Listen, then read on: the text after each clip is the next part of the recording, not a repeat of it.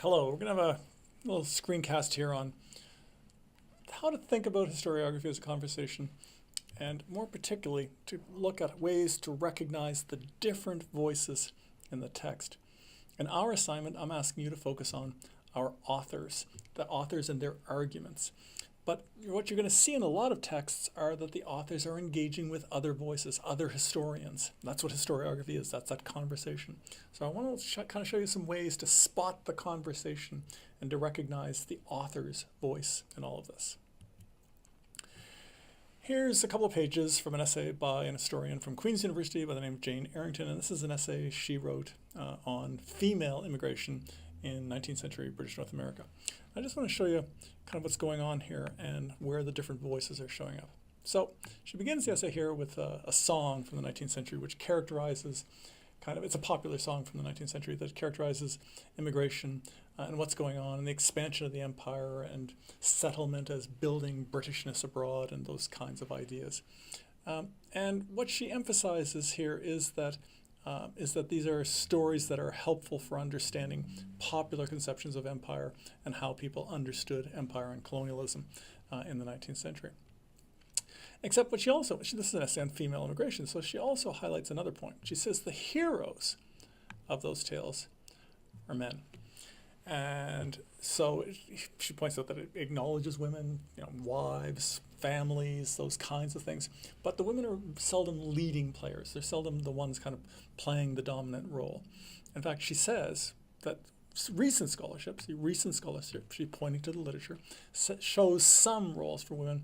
She says, with few exceptions, immigration to British North America in the first half of the 19th century continues to be characterized as the migration of nuclear families or adventurous men. Women's voices and their participation in the process is at best muted or by implication of no consequence. I want you to draw your attention to that phrase, continues to be characterized as.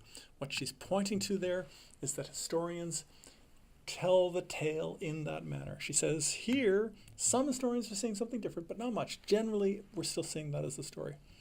And she then says, well, what then do we make of the notice that appeared in the local Kingston Upper Canadian newspaper in September of 1821? And she shows the ad. And what it points to is a woman who's arrived in the New World, who's trying to find her husband who left several years earlier. And she points to other ads that showed up in other newspapers at the time. And in fact, she says in this time period, moving into the next paragraph, hundreds of such notices appear.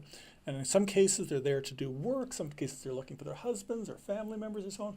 But these are women on their own, somehow setting their own story. And so she's saying there's more going on here. And she provides a couple more quick examples up here. And then here at the end of this introductory section, she says, well, what can that all mean? Well, she says here it's only a tantalizing glimpse of what's going on, but it offers us some sense of what's happening.